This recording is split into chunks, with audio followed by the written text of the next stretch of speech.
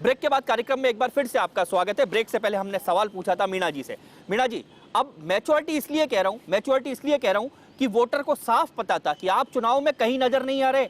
Bharatiya Janata party ने वादा नहीं निभाया और आम आदमी पार्टी एक विकल्प के रूप में उभरी है। ये एक मैच्योरिटी थी। वही जो कहते 10 लाख का सूट जब पहना तो ये भारत का आम नागरिक टेलीविजन पर दिन भर देख रहा था। अब उसको समझ आने लगा है कि सत्ता का चश्मा सबकी आंखों पर एक सा होता है। ये सही है, भारत का प्रजातंत्र परिपक्वता की ओर बढ़ रहा है और राजनीतिक परिपक्वता हर मतदाता में आ चुकी है।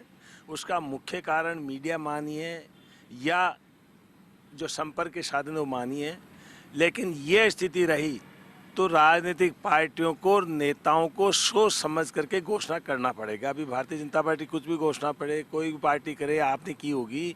ये अभी तो परिवर्तन है, परिपक्वता की तरफ बढ़ाने के लिए जनता चाहती है कि जैसे हमारी परिपक्वता है वैसे ही बोलने में, चालने में, काम करने के तरीके में राजनीतिक दलों की, राजनीतिक पॉलिटिशियंस की परिपक्वता आए।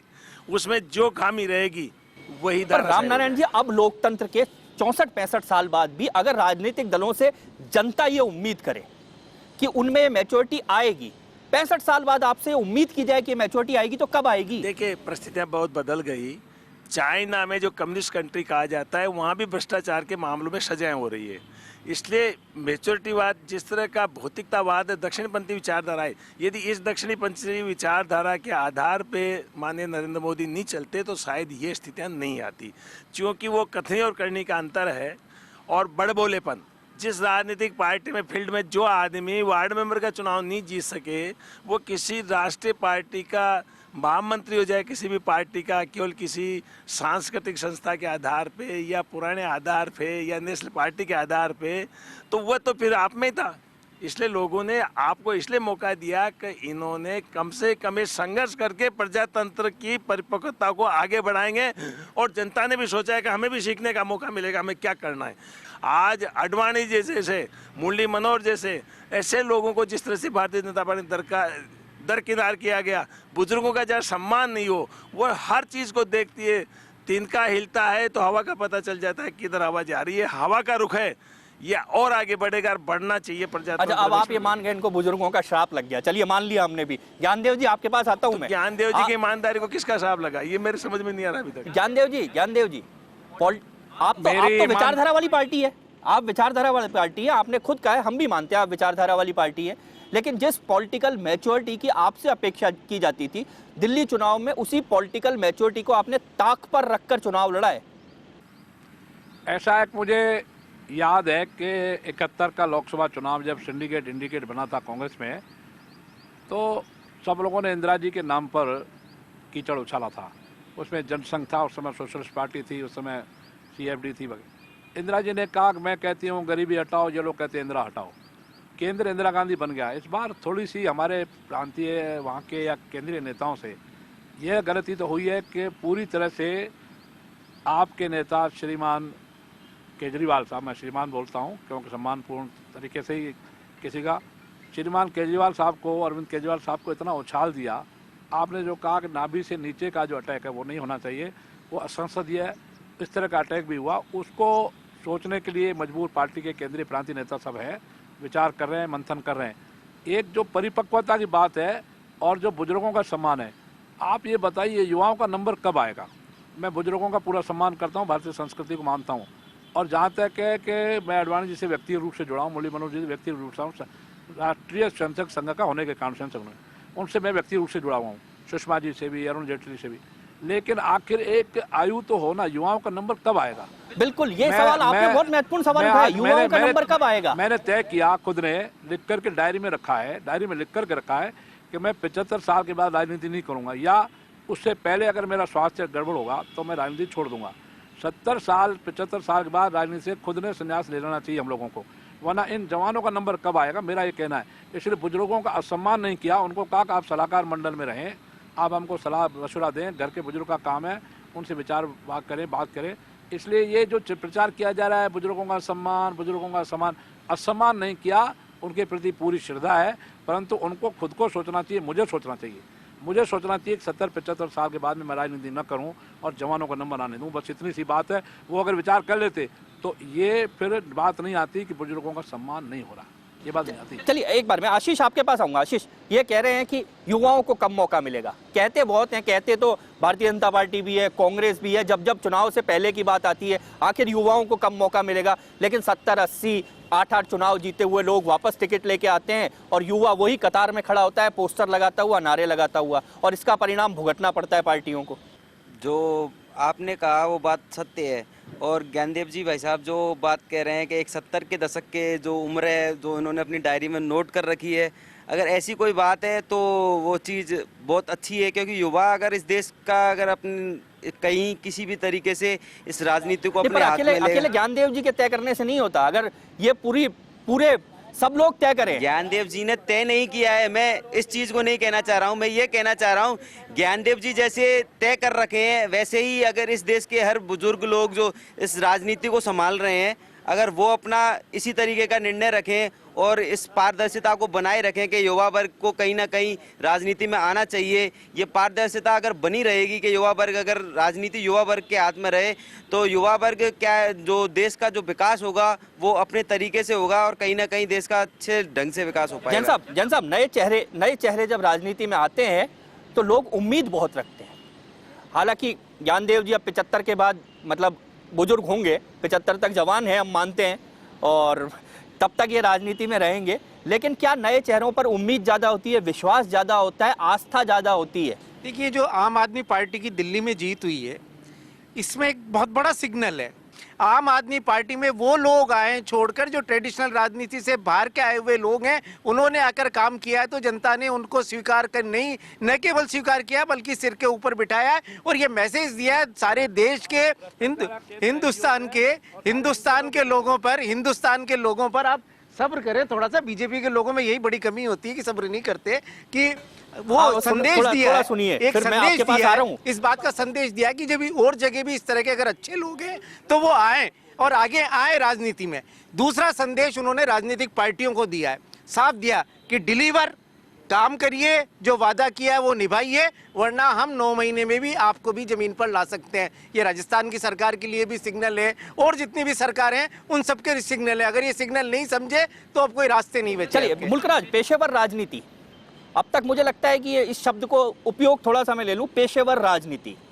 अब जनता इसके थोड़ा सा अंतर चाहती है कि हमारे बीच का आदमी चुनकर जाए। जनता ये चाहती है, जब भारतीय जनता पार्टी भी ऐसे लोगों को टिकट देती है वो भी जीतते हैं, कांग्रेस देती है वो भी जीतते हैं, लेकिन जब टिकट बंद कमरों में तय होते हैं तो यही हालत होती है 0 और 3 की। बिल्कुल, हम इसीलिए हमारे जो पार्टी की संविधान उसमें हमने यही लिख रखा है कि एक परिवार से 2 सदस्य कोई पद नहीं ले सकता है। एक ही के पास पद होगा, दूसरा कार्यकर्ता के रूप में काम कर सकता है। और हमने जितने भी हमारे 67 विधायक जो वहाँ पे हैं, 80% सब यंग एज के हैं। कांग्रेस बीजेपी में यही दिक्कत है कि एक पैर तो इनके कैंडिडेट के कब्र में होते हैं, फिर भी उनको आगे कर देते हैं और उनके लिए जो युवा है झंडे नारे लगाते हैं। उसके बाद इनसे मिलने जब वही कार्यकर्ता इनसे मिलना चाहते हैं तो जेड+ सुरक्षा लगाया जाता है ताकि 3-4 लेयर क्रॉस करते हुए कार्यकर्ता देखता है इनसे मिलने में मुझे 1 महीने पहले अपॉइंटमेंट कोशिश करना पड़ेगा। तो इसीलिए अरविंद केजरीवाल ने जेड+ सुरक्षा भी मना कर दिया, वीआईपी कल्चर को भी खत्म कर रहे हैं। और इससे पहले जो बात हुई थी कि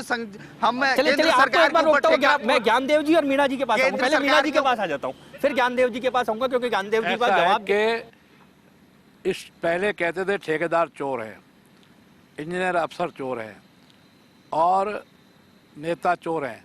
अब नेता चोर कम है, इंजीनियर चोर कम है, अफसर चोर कम है, और नई बात बता रहा हूँ आपको, ठेकेदार चोर कम है। ये जो NGOs हैं, और मिस्टर केजरीवाल, श्रीमान केजरीवाल एक NGO के अध्यक्ष है, ये जो सिसोदिया NGO के अध्यक्ष है, यहाँ जो MP का स्टेटमेंट की वजह से आपकी हार हुई है। MP का टिकट दिया। अरे क्या हार और जीत होती रहती है। आप जीत गए ना, आप जीत गए, बधाई। अनावश्यक रूप से एनजीओ जितनी चोरियां कर रहे हैं, 37,000 NGOs लूट के स्वीडन को, जापान को, अमेरिका का विदेशी पैसा खा गए। ये सारे NGOs हैं, इनकी पोल तो 2 महीने 3 महीने में खुल जाए। लेकिन ज्ञानदेव जी, दूसरा सच आपको बता देता हूं कि सरकार जहां तक नहीं पहुंच पाई है वहां स्वयंसेवी संगठन पहुंचकर काम कर रहे हैं। 1000 योजनाएं आपको ऐसी गिना सकता हूं जहां सरकार कभी नहीं पहुंची, इस राजस्थान में भी और केंद्र में भी। राजेंद्र सिंह पानी वाले बाबा थानागाजी में कहा गया, पानी वाले सरकार आपके बंद आप पारदर्शिता लाइए एनजीओ में।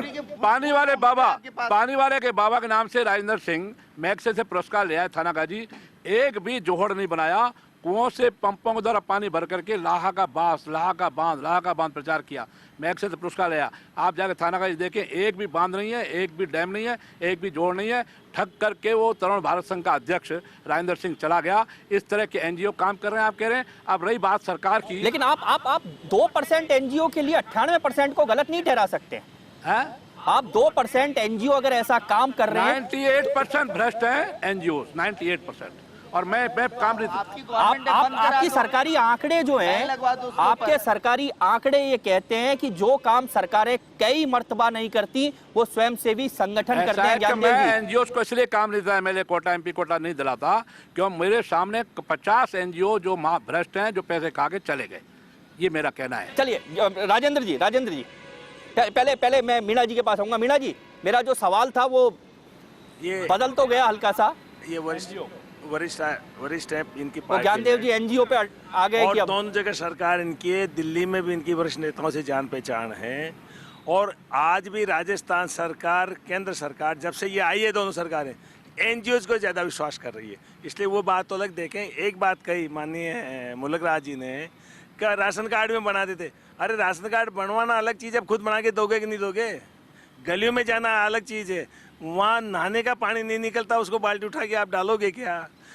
आप कहते हो कि साहब ईमानदार हैं, बेईमान है, तो फिर किरण बेदी के ऊपर बेईमानी का कितना आरोप लगा, फिर उसको आप कैसे ईमानदार मानते हो? ये सारी जनता देखती है। कुल मिला करके मैं तो एक बात कहता हूँ कि परिवर्तन का दौर बिल्कुल सही दौर है, इसको आगे बढ़ना चाहिए ताकि राष्ट्रीय पार्टियां, अपनी पार्टियां, लोकतंत्र मजबूत हो, अच्छे लोगों की पहुंच हो। ये मेरा। चलिए राजेंद्र जी आपके पास आ रहा हूँ और फिर हम ब्रेक पे चलेंगे। जो बात अभी चल रही थी एनजीओ की बात ज्ञानदेव जी ने उठाई और अब वो आपसे सीधे आक्रमण एनजीओ पे आ गया है। नहीं, ये जो एनजीओ को जो बढ़ावा देने की जो संस्कृति बनी वो कांग्रेस ने बढ़ाई, इसमें कोई शक नहीं है। लेकिन अब बीजेपी अगर शुरू से इस बात की खिलाफत करती रही है तो अब उसको मौका है कि केंद्र में भी सरकार है और राज्य में भी सरकार है, तो क्यों नहीं इसके लिए ऑडिट की व्यवस्था कराए। कानून में एक खामी है कि भाई एनजीओ को ऑडिट की व्यवस्था पे, मतलब एनजीओ को जो पैसा आता है उसकी कहीं से जाँच पड़ताल नहीं होती है। तो लाइए ना, आप विधेयक लाइएगा, आप संसद में लाइएगा, कानून बनाइएगा ताकि इसको रोका जा सके। अगर भ्रष्ट है रोको, निश्चित रूप से रोका जाना चाहिए। सरकार, जनता का पैसा है, चाहे वो विदेश से आ रहा है तो भी उसकी छानबीन होनी चाहिए, जांच होनी चाहिए।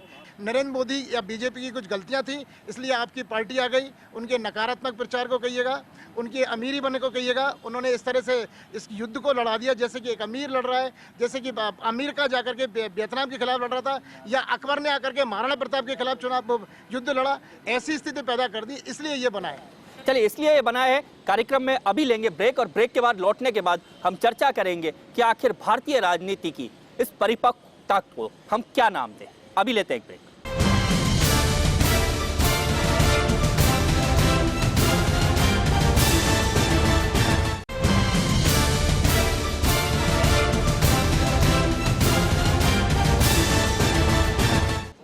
ब्रेक के बाद कार्यक्रम में एक बार फिर से आपका स्वागत है। अब ब्रेक के बाद लौटने के बाद हम सीधे चलते हैं, हमारे साथ जो लोग मौजूद हैं उनके मन में भी बात है। जी, ना तो मोदी की हार हुई है और ना केजरीवाल की जीत हुई है, हार हुई है सिर्फ जनता की हुई है, जिन्होंने आज से 1 साल पहले 49 दिन के लिए जो मुख्यमंत्री चुना दिल्ली का, आज वही मुख्यमंत्री दिल्ली का बना है, जिनमें कितना पैसा बर्बाद हुआ, कितना आज वही पैसा किसी विकास में काम के लिए आता। लेकिन आज जो वादे किए हैं, जो वादे 49 दिन में पूरे नहीं हो, 5 साल में पूरे नहीं होंगे। क्या हम ऐसे पिसते रहेंगे? क्या जनता ऐसे ही हर साल वोट डालती रहेगी, नए नए चेहरे आएंगे, नई नई पार्टियां आएंगी, लेकिन विकास कभी नहीं होगा जनता का? हम यही उम्मीद करते हैं कि कोई भी पार्टी है जिन जनता का विकास होना चाहिए, और पैसे की जो आज बर्बादी हो रही वो नहीं होनी चाहिए। हम विकास के लिए चाहते हैं पैसा। हम चाहते हैं, आम आदमी चाहता है कि पैसा चुनाव में नहीं विकास में लगे। जी, जो ये मैंडेट आया है, ये ऐसा नहीं कि मोदी के खिलाफ कोई रेफरेंडम दिया है दिल्ली की पब्लिक ने। ठीक है, इनकी राजनीति रामलीला मैदान से चालू हुई थी, रामलीला मैदान में रामलीला चलती रहती है, आप जानते हो, वहीं खत्म हो जाएगी इनकी राजनीति। जैसे अभी मैंने सुना वाईफाई के लिए इन्होंने कहा आधा घंटा हम वाईफाई फ्री चार्ज देंगे, उसके बाद हम चार्ज लेंगे, ठीक है। देन आफ्टर आपको एक जुमला सुनाता हूँ, दिल्ली बड़ा कमाल का शहर है, बड़े गाली बाय हैं यहाँ, क्या दिल्ली बड़े बेगर्दों का, इसने हर किसी को बर्बाद किया। नाजी आए थे वो बर्बाद हो गए, 15 साल से कांग्रेस के दफ्तर थे वो ध्वस्त हो गए वहाँ। तो इनकी भी 67 गवर्नमेंट, वो 67 एमएलए वाली जो गवर्नमेंट बनेगी वो भी ज़्यादा दिन नहीं रहने वाली है। ये नौटंकीबाज हैं और नौटंकीबाज रहेंगे। धन्यवाद। चलिए अब पीछे से और कोई कहना चाह रहे थे जी। भारतीय जनता पार्टी ने ये हमेशा यही कहा था कांग्रेस मुक्त भारत बनाएंगे और वो करके दिखाया। अच्छा, इसलिए भारतीय जनता पार्टी के लोग थोड़े से खुश हैं। मैं सीधे इधर आऊंगा, पीछे से अगर कोई नहीं है तो फिर मैं सीधे आऊंगा इधर, वीरेंद्र के पास आऊंगा। वीरेंद्र, अभी जो अपनी राजनीति चल रही है भारत में, उसमें परिपक्वता कैसे आए और उसमें चेंज कैसे हो, इसके लिए सबसे ज़्यादा युवाओं को आगे आना है। युवा कैसे आए? जब राजनीति में ऑलरेडी बड़े बुजुर्ग जैसे आहूजा जी ने कहा था अभी 70-75 साल की एज में मैं रिटायर हो जाऊंगा, इसके लिए एक एज लिमिट फिक्स हो।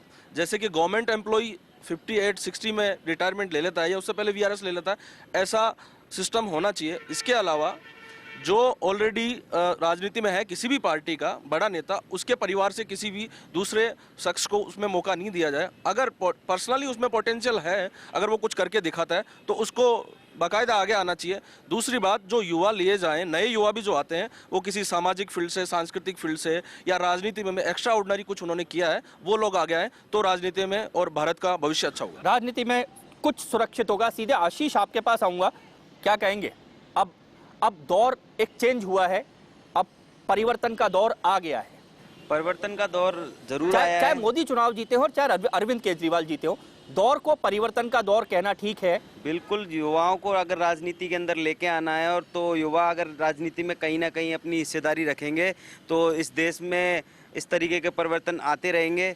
और अगर देश में परिवर्तन आएंगे तो जो किसी भी तरीके का राजनीतिक दल है, चाहे वो कोई सा भी हो, चाहे आम आदमी पार्टी हो, चाहे कोई सा भी दल हो, और अगर वो अपने वादे पूरे नहीं करेंगे तो इस देश की जनता जो रिजल्ट आगे इन राजनीतिक दलों को दिए हैं वो आगे और सारी पार्टियों को भी दे सकती हैं। और जिस तरीके से मतलब शिक्षा को बढ़ावा देने के लिए जो चुनाव आयोग या भारत सरकार ने जो नियम निकाला कि 10वीं मतलब जो पंचायत चुनाव में 10वीं जो पास नहीं है वो आदमी नहीं चुनाव लड़ सकता है, इसी तरीके से युवाओं को बढ़ावा देने के लिए राजनीति में एक मतलब एक स्टेज तय करनी चाहिए कि इस एज से इस एज तक ही चुनाव में या फिर राजनीति में आदमी कहीं ना कहीं आयु सीमा तय होनी चाहिए। जैन साहब आपके पास आऊंगा, वो पीछे एक ने कहा था ये रेफरेंडम नहीं है, तो मैं कहूंगा ये रेफरेंडम नहीं लेकिन करेक्शन इसे कह सकते हैं, दिल्ली में करेक्शन। ये निश्चित रूप से एक परिवर्तन का संकेत है, चाहे लोकसभा का चुनाव रहा हो चाहे विधानसभा का चुनाव रहा है, और एक सीधा सा संदेश ये गया है कि अब राजनीति जननीति होनी चाहिए, राजनीति पेशेवर राजनीति नहीं होनी चाहिए। ऐसा नहीं हो कि वोट तो आप जनता के लो और आते ही सिर्फ आपके 24 घंटे आपके इर्द गिर्द धनाढ्य सेठ या बिजनेसमैन या इंडस्ट्रीज वो ही नज़र आती रहें। आपको जनोन्मुखी होना पड़ेगा। दूसरी चीज़ दूसरा मैसेज जो सबसे बड़ा ये आया है कि ये लोग जो प्रोफेशनल हैं, जो टेक्नोक्रेट्स हैं, उन लोगों को भी एक संदेश है कि आप सिर्फ दूर बैठ के भाषण न दें, आए और जनता के लिए काम करें और राजनीति में परिवर्तन करना है तो आप सिर्फ बातों से नहीं होगा, आगे आइए और परिवर्तन के लिए शुरुआत कीजिए। मुल्कराज जी जरूर, हमने जो बात आपने बोली वो चीज़ हमने स्टार्ट कर दिया, और हमारे वहाँ सारे के सारे प्रोफेशनल करीब करीब हैं, कोई किसी का बैकग्राउंड पॉलिटिकल नहीं रहा। जैसे मैं मेरे कोई पॉलिटिकल बैकग्राउंड नहीं है, तो हमें और हमारी पार्टी को भी हमारे जो सीनियर्स हैं उनको छोड़ा हमें ज़्यादा प्रमोट करती है। उनको पता है कि देश के भविष्य हम ही हैं और हमसे जो भी आने वाले छोटे लोग हैं वो वही लोग हैं, तो हम इसी को कैरी फॉरवर्ड कर रहे हैं। और बीजेपी कांग्रेस भी हमें फॉलो करना स्टार्ट कर दिए हैं। इनके भी कई प्रवक्ता बिल्कुल न्यू एज के हैं। काम करना है, सत्ता बचाना है तो आपको काम करना होगा। हमने सत्ता में आते ही कोई इस तरीके जैसे वसुंधरा राजे बनी, कई करोड़ रुपए लगा दी जश्न मनाने, हम ऐसा कुछ भी नहीं कर रहे। आते ही हाँ नहीं जश्न नहीं मनाने, इनसे बहुत पब्लिक के सामने